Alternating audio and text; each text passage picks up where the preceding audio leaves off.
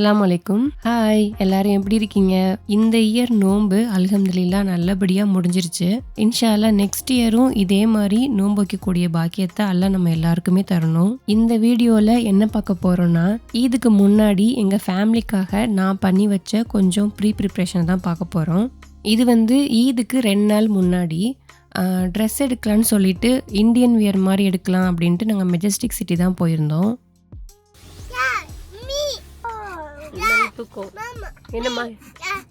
இது பார்த்தீங்கன்னா ஒரு தமிழ் மால். இது உள்ளே பார்த்தீங்கன்னா நிறைய கடைகள் இருக்கும். எல்லாமே தமிழ்லே தான் இருக்கும். நாங்கள் லாஸ்ட்டாக 2024 ஈது ஷாப்பிங்காக இங்கே வந்திருந்தோம். அப்போ இப்போ திரும்ப 26 வந்திருக்கோம். இதுக்கிடையில் பார்த்தீங்கன்னா நிறைய சேஞ்சஸ் ஆகிருக்கு. அப்போ வந்ததுக்கும் இப்போ நாங்கள் வர்றதுக்குமே நிறைய சேஞ்சஸ் ஆகிருக்கு. இந்த மாலில் பார்த்தீங்கன்னா இலங்கையில் இருக்கிற நிறைய தெருக்களுடைய பேர் தமிழ்லையே இந்த போர்டில் போட்டு வச்சுருப்பாங்க. அது இப்போ டோட்டலாக எடுத்துட்டாங்க. எடுத்துகிட்டு இங்கிலீஷ்லேயே ஸ்ட்ரீட் ஏ, ஸ்ட்ரீட் பின்னு போட்டிருக்காங்க. முன்னாடி பார்த்திங்கன்னா அந்த யாழ்ப்பாணம் தெரு, மட்டக்களப்பு வீதி இந்த மாதிரிலாம் போட்டிருப்பாங்க. அந்த தெரு அந்த போர்டு பார்க்கும் போதே ரொம்ப அழகாக இருக்கும்.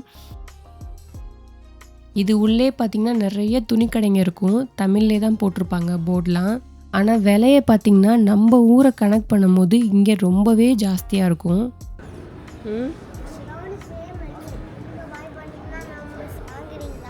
பார்க்குறேன்.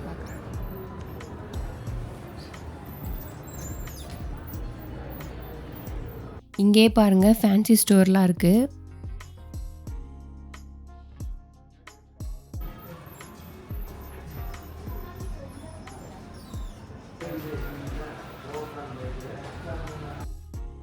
இது ஒரு இன்டோர் ஷாப்பிங் மால். ஆனால் நம்ம நடந்து போகையில் என்னமோ நம்ம ஊர் கடத்தூரில் நடந்து போகிற மாதிரியே இருக்கும்.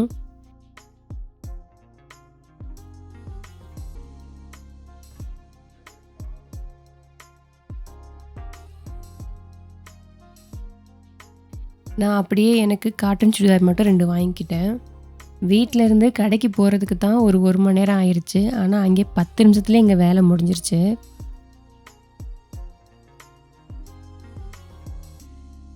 அப்புறமா இஃப்ராவும் அன்னைக்கும் ஜூஸ் கேட்டுட்டு இருந்தாங்க. சரின்னு ஃப்ரெஷ் ஜூஸ் மாதிரி கொஞ்சம் வாங்கியிருந்தோம்.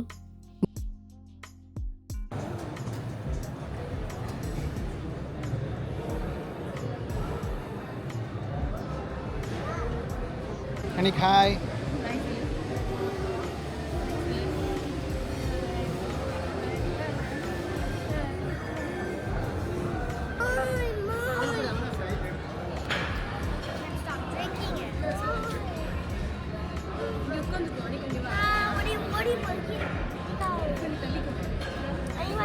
அதோடு நாங்கள் அங்கேருந்து கிளம்பிட்டோம்.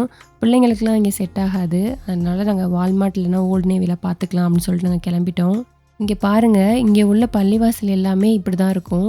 ஒரே மாதிரியான டிசைனில் தான் இருக்கும். பள்ளிவாசலும் சர்ச்சுமே கிட்டத்தட்ட ஒரே மாதிரி தான் இருக்கும். உத்து பார்த்தா தான் அதோடைய டிஃப்ரென்ஸ் தெரியும். இங்கேருந்து பார்த்தோம் அப்படின்னா ரெண்டுமே ஒரே மாதிரி தான் இருக்கும். வீட்டுக்கு போக ஒரு 10 நிமிஷத்துக்கு முன்னாடியே எங்களுக்கு இஃப்தார் டைம் வந்துருச்சு. அதனால் நாங்கள் கார்லேயே நோன்பு திறந்துட்டோம். தமிழ் மால்லையே நாங்கள் சாப்பாடு வாங்கியிருந்தோம். அப்புறம் வீட்டுக்கு போயிட்டு அதை சாப்பிட்டுட்டோம். இது மறுநாள் வீட்டுக்கு கொஞ்சம் லைட் டெக்கரேஷனுக்காக டாலரம்மா தான் போயிருந்தோம். இதெல்லாம் பார்த்திங்கன்னா கேண்டில் வைக்கிற ஹோல்டர். இதில் ஊது கூட வைக்கலாம். ஆனால் நம்ம இங்கெல்லாம் ஊது வச்சோம் அப்படின்னா ஃபயர் அலாரம் அடிச்சிடும். அதனால் நம்ம உள்ளே கேண்டில் வச்சுக்கலாம். அதுக்காண்டி ஒரு 2-3 இதை எடுத்துகிட்டு இருந்தோம். அப்புறம் மறுநாள் லஞ்சுக்காக கொஞ்சம் பேப்பர் பிளேட்ஸு, கப்ஸ் எல்லாம் கொஞ்சம் எடுத்துக்கிட்டோம். இந்த டாலரம்மா போயிட்டா போதும், ஆளுக்கு ஷாப்பிங் பண்ணுறது. இஃப்ரா ஒரு பக்கம் பண்ணிகிட்ருக்கோம், அன்னைக்கு ஒரு பக்கம் எடுத்து காட்டில் போட்டுட்ருப்பான். அவங்க வாப்பா ஒரு பக்கம் பண்ணிகிட்ருப்பாங்க. இந்த மாதிரி டாலரம்மா போனோம் அப்படின்னா எல்லாருமே ஷாப்பிங் பண்ண ஆரம்பிச்சிருவாங்க.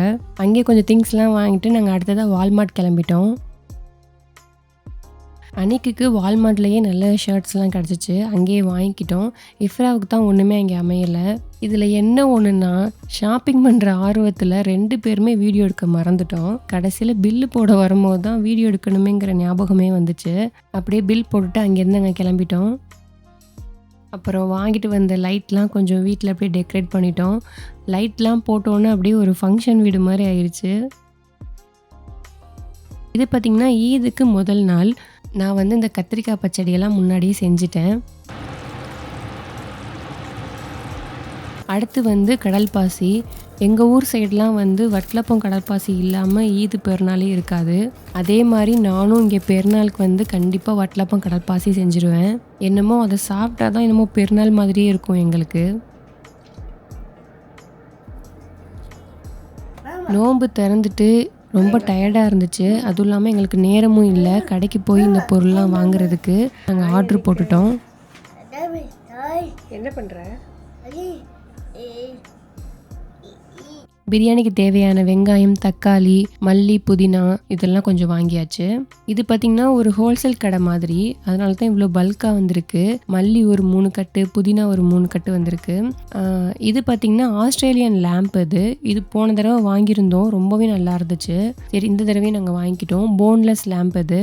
அதுக்கப்புறம் கடல் பாசி தான் செஞ்சுருந்தேன். இங்கே பார்த்திங்கன்னா நான் தேங்காய் பால் ஊற்றுற கடல் பாசி தான் நான் செஞ்சுருக்கேன். ஆனால் நமக்கு டபுள் லேயராக வரும். அதுக்கு என்ன பண்ணணும்னா நம்ம அடுப்பை அமர்த்திட்டு ஒரு 2 நிமிஷம் கழித்து நம்ம தேங்காய் பாலை ஊற்றணும். அப்படி ஊற்றுனீங்கன்னா கீழே வந்து அப்படி மிரர் மாதிரி உள்ள கடல் பாசியும் மேலே ஒயிட் கலரில் தேங்காய் பால் ஊற்றின கடல் பாசியும் நமக்கு டபுள் லேயராக வரும். இதை நான் நாளைக்கு கட் பண்ணும்போது நெக்ஸ்ட் வீடியோவில் உங்களுக்கு நான் காட்டுறேன்.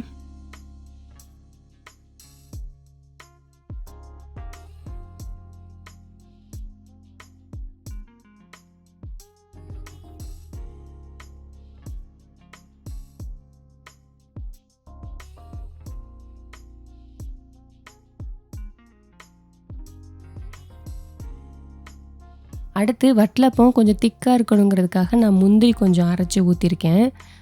சில பேர் வந்து தேங்காய், முந்திரி, சோம்பெல்லாம் கூட அரைச்சி போடுவாங்க. இல்லை ப்ளெயினாக செய்கிறவங்களும் இருக்கிறாங்க. எதுவுமே போடாமல் வெறும் முட்டை, பால் மட்டும் ஊற்றி செய்வாங்க. உங்களுக்கு எப்படி பிடிக்குதோ நீங்கள் அப்படி செஞ்சுக்கலாம். எனக்கு வந்து ரொம்ப பச்சையாக இருக்காமல் கொஞ்சம் கெட்டியாக இருந்தால் பிடிக்குங்கிறதுக்காண்டி நான் அப்படி கொஞ்சம் திக்காக செஞ்சுருக்கேன்.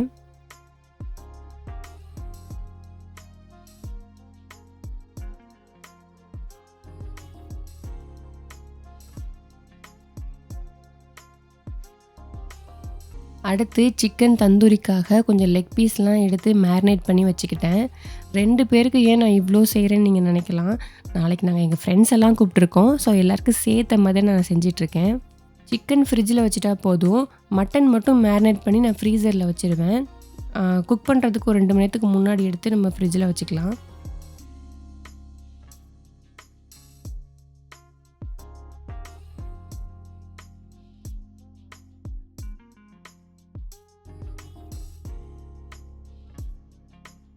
நாளைக்கு சமையலுக்கு மல்லி, புதினாலாம் க்ளீன் பண்ணி வச்சாச்சு.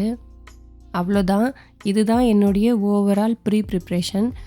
மட்டன் கொஞ்சம் ஃப்ரீஸ் பண்ணி வச்சுருக்கேன். வட்டலாப்பம், கடற்பாசி, மல்லி, புதினா கொஞ்சம் க்ளீன் பண்ணியிருக்கேன். கத்திரிக்காய், சிக்கன்லாம் கொஞ்சம் மேரினேட் பண்ணி வச்சாச்சு.